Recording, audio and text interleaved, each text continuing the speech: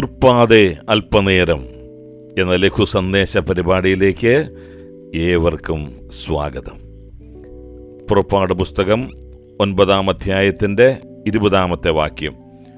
ഫറവോന്റെ ഭൃത്യന്മാരിൽ യഹോവയുടെ വചനത്തെ ഭയപ്പെട്ടവർ ദാസന്മാരെയും മൃഗങ്ങളെയും വീട്ടിൽ വരുത്തി രക്ഷിച്ചു. ഇസ്രായേൽ ജനത്തെ മിസ്രയീമിൽ നിന്നും വിട്ടയക്കേണ്ടതിന് യഹോവയായ ദൈവം വരുത്തിയ ബാധകളിൽ 7-ാമത്തെ ബാധയായ കൽമഴ മിസ്രയീം ദേശത്തെങ്ങും അയക്കുന്നതിന് മുൻപായി മോശ മുഖാന്തരം ഫറവോനോടും ജനത്തോടും അതികഠിനമായ കൽമഴയാൽ മനുഷ്യരും മൃഗങ്ങളും നശിക്കുവാൻ ഇടവരും എന്നറിയിച്ചപ്പോൾ മിസ്രയീമ്യരിൽ യഹോവയെ ഭയപ്പെട്ടവർ ചെയ്ത കാര്യമാണ് ഈ വാക്യത്തിൽ പ്രതിപാദിച്ചിരിക്കുന്നത്.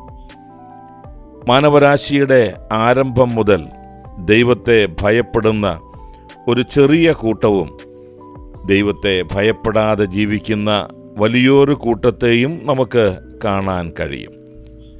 കൽമഴയെക്കുറിച്ച് അറിഞ്ഞിട്ടും മൃഗങ്ങളെ മേയാൻ വിട്ടവരും പുറത്ത് ഇറങ്ങിയ മനുഷ്യരും കൽമഴയാൽ സംഹരിക്കപ്പെട്ടു. എന്നാൽ യഹോവയെ ഭയപ്പെട്ട് ദാസന്മാരെയും മൃഗങ്ങളെയും വീട്ടിൽ പാർപ്പിച്ചവർ അവയെ രക്ഷിക്കുവാൻ ഇടയായിത്തീർന്നു.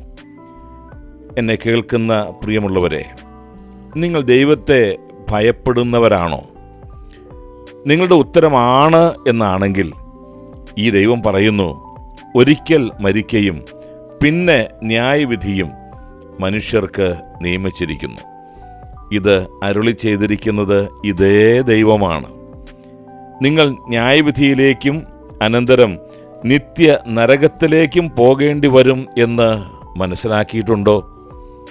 എന്നാൽ നാം ആരും ന്യായവിധിയിലേക്കോ നരകത്തിലേക്കോ പോകാതിരിക്കാനായി ദൈവം ഒരു രക്ഷാമാർഗം നമുക്കായി ഒരുക്കി. യേശുക്രിസ്തുവിനെ നമ്മുടെ പാപങ്ങൾ ഏറ്റെടുത്ത് ക്രൂശിൽ നമ്മുടെ ശിക്ഷ അനുഭവിച്ച് മരിപ്പാനായി ഈ ദൈവം അനുവദിച്ചു. രക്തം ചിന്തി മരിച്ചടക്കപ്പെട്ട കർത്താവ് 3-ാം നാൾ തിരുവെഴുത്തുകളിന് പ്രകാരം ഉയർത്തെഴുന്നേറ്റു. യേശുക്രിസ്തുവിൽ വിശ്വസിച്ച് പാപങ്ങൾ ഏറ്റുപറയുന്ന ഏവരുടെയും പാപം ക്ഷമിച്ച് അവനെ തൻ്റെ മക്കളാക്കുവാൻ ശക്തനായി ഈ കർത്താവ് ഇന്ന് വാഴുന്നു. കൽമഴ ഉറപ്പായും വരും, തങ്ങളുടെ മൃഗങ്ങളും ദാസന്മാരും നശിച്ചു പോകും എന്ന് വിശ്വസിച്ചവർ യഹോവയെ ഭയപ്പെട്ട് അവർക്കായി പറഞ്ഞ രക്ഷാമാർഗത്തിൽ വിശ്വസിച്ചു. എൻ്റെ പ്രിയമുള്ളവരെ, മാനവരാശിക്കായി ഒരു ന്യായവിധി ദൈവം ഒരുക്കിയിരിക്കുന്നു. എന്നാൽ ആ ന്യായവിധിയിൽ നശിക്കാതിരിപ്പാനായി ദൈവം ഒരുക്കിയ രക്ഷ വിശ്വാസത്താൽ നമുക്ക് സ്വീകരിക്കാം. അതുകൊണ്ടുണ്ടാകുന്ന ഫലമോ നിത്യകാലം സ്വർഗത്തിൽ പിതാവോടൊപ്പം വാഴുവാനായിട്ട് അത് നമുക്ക് അവകാശം നൽകുന്നു. നമ്മെ ഏവരെയും ദൈവം സഹായിക്കട്ടെ. ഈ രക്ഷാമാർഗം സ്വീകരിച്ച് ദൈവമക്കളായി നമുക്ക് ജീവിക്കാം.